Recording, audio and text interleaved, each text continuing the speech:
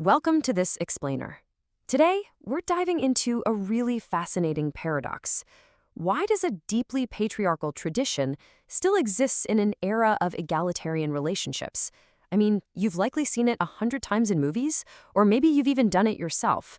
But the origins of asking dad for permission are actually far more intense than just a polite nod to the family. Okay, let's unpack this.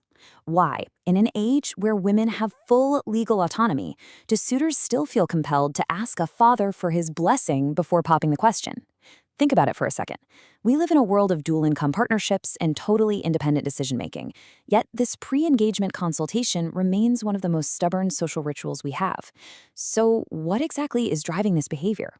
Well, the modern reality is pretty stark.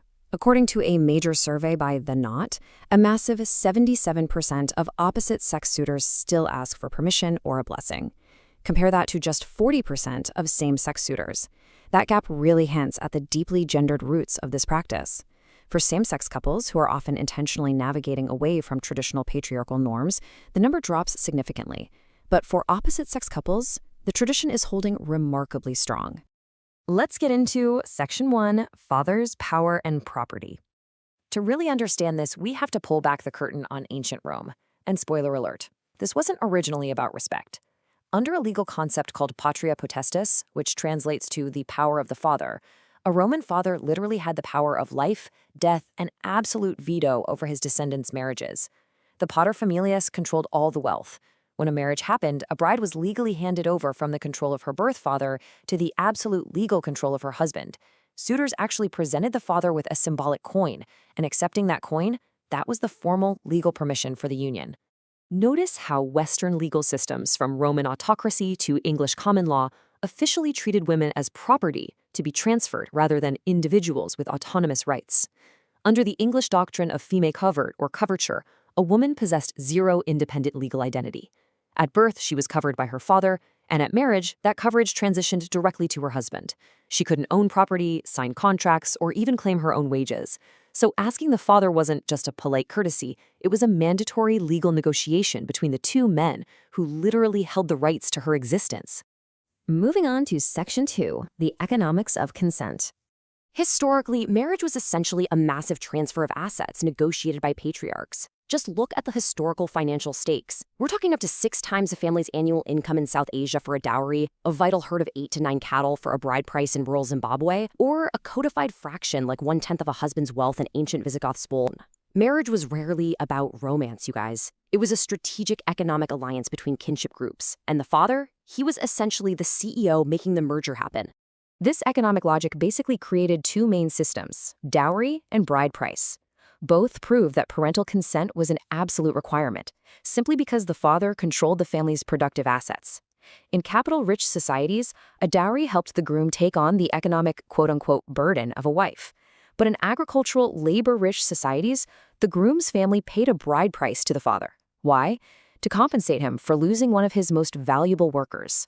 And just to show you how deep these economic incentives actually run, empirical data from Zambia and Indonesia showed that a daughter completing college raised her eventual bride price by an astonishing 86%. No way, right? When a father's financial return on investing in his daughter's education is that high, you can clearly see how deeply paternal consent and household economic survival have been historically intertwined. Next up, Section 3, Global Gatekeepers of Marriage. This paternal gatekeeping wasn't just in the West. It was formalized cross-culturally through very structured religious and social rituals. Take traditional Chinese society, for example. Bypassing the father to arrange your own marriage was a profound moral failure. It was tightly regulated by the structured sequence of the 6 rites. A marriage simply couldn't happen without the parents' order and the matchmaker's word. The very first step, called nakai, actually required a matchmaker to visit the bride's father to request formal permission. Circumventing this process was a huge violation of filial piety that could result in total familial estrangement. Similarly, the emotionally charged Hindu Kanyadan ritual physically and spiritually solemnizes the transfer of guardianship and protection from the father directly to the groom. In fact, Kanyadan literally translates to giving or donating the daughter. During the ceremony, the father joins the couple's right hands and pours a sacred water libation over them. It is revered as a selfless spiritual offering, the highest form actually, known as Mahadan, where the father gracefully places his most precious possession into the hands of a worthy protector. All right, Section 4, the Victorian Romantic Rebrand. So, how did we get from strict legal property transfers to the highly romanticized etiquette we recognize today? Well, English law initially clamped down on runaway romances with Lord Hardwicke's Act of 1753. This actually mandated paternal consent for anyone under 21, which drove desperate couples to elope to Scotland. It slowly reformed over the next centuries, but under Hardwicke's Act, if a clergyman broke the rule, he could be banished to a penal colony for 14 years. The state was absolutely determined to stop young couples from bypassing paternal authority. Then, during the Victorian era, these harsh legal realities got rebranded into a highly choreographed courtship etiquette. A man had to survive a strict financial audit by the father before delivering a remarkably dry, pragmatic line to the daughter, like this pre-written script from an 1846 etiquette manual. Have you any objection to change your name? The middle class basically took rigid legal requirements and dressed them up as civilized romance. The father was still the total gatekeeper, rigorously checking a suitor's bank accounts and pedigree before ever allowing him a moment alone to pop the question. And here's a truly fascinating twist of media influence. Dropping to one knee, that was actually just a visual trick invented by silent film directors. Because they couldn't use sound to express romantic commitment, they needed a visual shorthand. Prior to the 1920s, a proposal was mostly a dry, seated negotiation. But on screen, descending to one bended knee instantly signaled to the audience what was happening. Real-world couples quickly copied the movies, creating the dramatic standard we all know today. Finally, Section 5, Blessings, Respect, and Autonomy. Which brings us right back to the present day. We're left with a stark contrast in how people view this tradition. On one hand, many modern couples view asking for a blessing as a harmless act of respect and social insurance.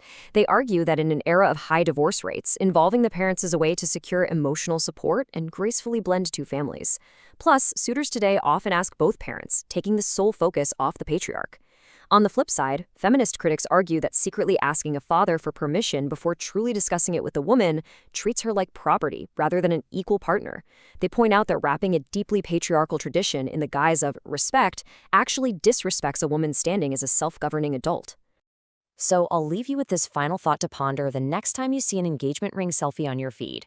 Are we beautifully integrating two families, or are we unwittingly repeating the ancient laws of property transfer? Whether you see it as a romantic sign of respect or a nod to the ghost of Patria Potesta, the tradition of asking for the blessing remains one of the most enduring gatekeepers of modern matrimony.